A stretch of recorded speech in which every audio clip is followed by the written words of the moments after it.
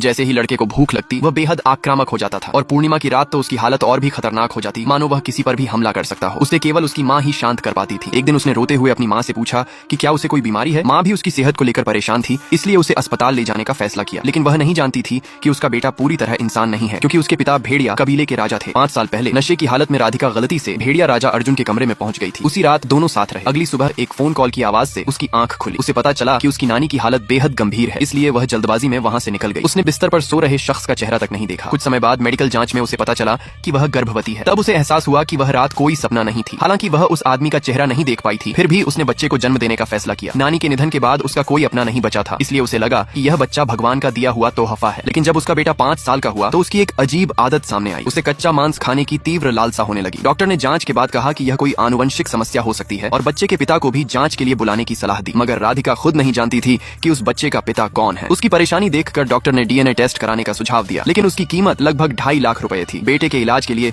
उसे पैसों का इंतजाम करना था। तभी उसके पुराने शिक्षक ने उसे एक अच्छी तनख्वाह वाली नौकरी दिलाने में मदद की। इंटरव्यू के लिए जब वह एक आलीशान हवेली में पहुंची तो वहां के मैनेजर ने ठंडे स्वर में बताया कि मालिक महिला रसोइयों को बिल्कुल पसंद नहीं करते।